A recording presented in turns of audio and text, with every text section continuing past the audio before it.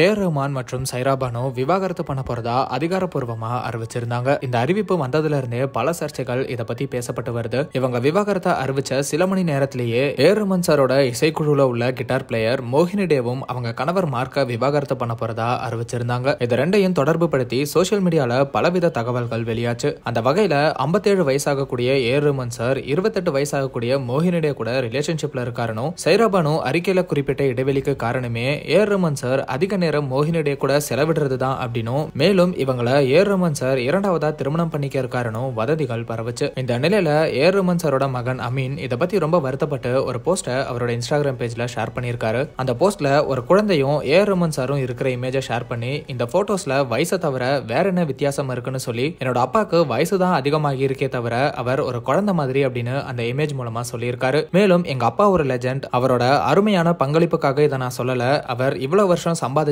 மதிப்பு, மரியாதை, அன்பை வச்சுதான் சொல்றேன். அப்பாவை பத்தி பொய்யான ஆதாரமற்ற வதந்திகள் பரப்பப்படுறத பார்க்கவே கஷ்டமா இருக்கு. எல்லாரும் இதை மட்டும் ஞாபகம் வச்சுக்கோங்க. ஒருத்தரோட வாழ்க்கை மற்றும் அவங்களோட வரலாறை பத்தி பேசும்போது உண்மை என்னன்னு தெரிஞ்சுக்கிறது ரொம்ப முக்கியம். தயவு செஞ்சு இந்த மாதிரி வதந்தியை பரப்புறத தவிர்த்துடுங்க. அவர் நம்ம மேல ஏற்படுத்தின தாக்கத்தை காப்பாத்தி அவரோட கண்ணியத்துக்கு மரியாதை செலுத்துங்க அப்படின்னு ஏஆர் ரஹ்மான் எங்க அப்பாக்கும் மோகினி டேவோட விவாகரத்துக்கும் எந்த ஒரு தொடர்பும் இல்லைன்னு ரொம்பவே மனமுடிஞ்சு போய் இந்த போஸ்டை ஷேர் பண்ணியிருக்காரு. இந்த சம்பவத்துல தொடர்புடைய மோகினி டேவும் இது தொடர்பா என்கிட்ட இன்டர்வியூ கேக்குறீங்க, எரியிற நெருப்புல எண்ணெயை ஊத்த நான் விரும்பல, அதனால இன்டர்வியூ கொடுக்க போறது இல்ல, இப்படி தேவையில்லாத வதந்திக்கு பதில் சொல்ற அளவுக்கு அது முக்கியமான விஷயம் இல்ல அப்படின்னு அவங்களும் இது எல்லாமே ஆதாரமற்ற போய் அப்படின்னு சொல்லியிருந்தாங்க. ஏஆர் ரஹ்மான் மாதிரியே ஏஆர் ரஹ்மான் சாரோட மகள்களான கதிஜா மற்றும் ரெஹிமாவும் எப்பயும் உன ஞாபகம் வச்சுக்கோங்க, வதந்தி ஹேட்டர்ஸால உருவாக்கப்படும், முட்டாள்களால பரப்பப்படும், மூடர்களால அது நம்பப்படும், போய் வேற வேலையை பாருங்க அப்படின்னு அவங்களும் அவங்க அப்பா ஏஆர் ரஹ்மான் சாரை பத்தி தப்பா பேசுறதுக்கு பதிலடி கொடுத்திருந்தாங்க. அது மட்டும் இல்லாம ரெஹிமா, எங்க அப்பா ரொம்ப நல்லவர்,